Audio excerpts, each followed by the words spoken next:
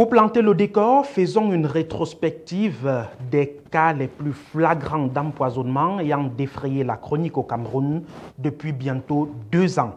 L'on croyait le coronavirus plus redoutable, c'était sans compter sur l'avènement d'une maladie d'occupation qui a connu une certaine croissance exponentielle. Des hommes et des femmes ont perdu la vie après une promotion professionnelle, un mariage ou par simple jalousie, des acteurs reconnus par leurs auteurs. Un scientifique nous dira ensuite quelles sont les différentes formes de poisons chimiques et comment y remédier. C'est avec Meryl Nanfak.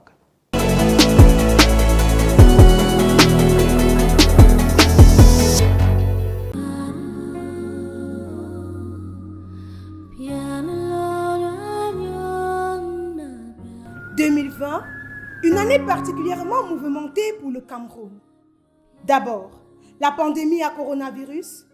Ensuite, la Covid-Gate qui a fait bouger le pays à son tour.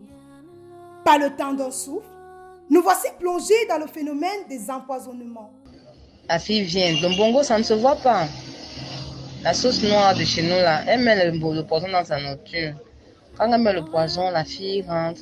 Elle ne sait pas, c'est elle qui a préparé. C'est comme ça que la go mange. Elle mange bien ensemble, elle rit, elle tape divers.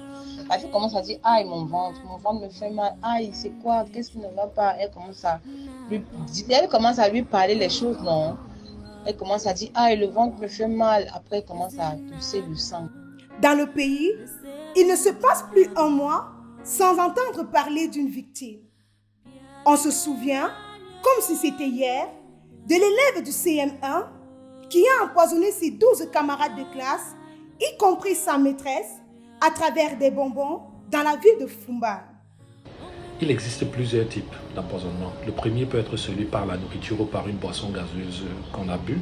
Le deuxième type, c'est vous faire inhaler un produit. Le troisième peut être celui de vous verser un produit sur le corps. Maintenant, en 2 ans seulement, on dénombre de multiples victimes de poison sur toute l'étendue du territoire.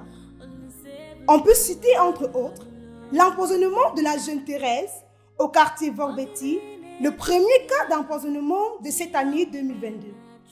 Sans oublier le cas de Tatiana, venue des États-Unis pour célébrer son mariage au Cameroun, sa terre natale, en décembre 2021, et qui décédera quelques semaines après des suites d'empoisonnement.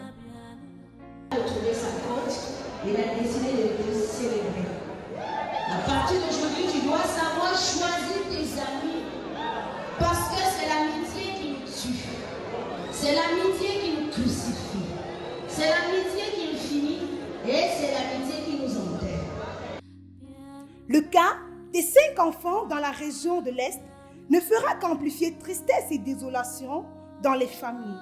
comment savoir si on a été empoisonné? Déjà, on a des installations brusques de plusieurs maux, notamment les diarrhées violentes, les maux de tête, les vomissements intenses, les douleurs corporelles, les éruptions cutanées diffuses. Bon, comment faire pour éviter, pour se protéger avant l'hôpital? On a les astuces de grammaire, comme par exemple utiliser l'huile rouge ou peut-être autres produits, mais le meilleur moyen serait d'aller à l'hôpital et de faire ce qu'on appelle un lavage gastrique, parce que le lavage gastrique est celui qui permet à la personne de se libérer de tout le contenu de l'estomac, et là on se sentira mieux. Nationaux ou expatriés, les cibles restent non spécifiées. Des cas d'empoisonnement se manifestant sous plusieurs formes pour différentes raisons.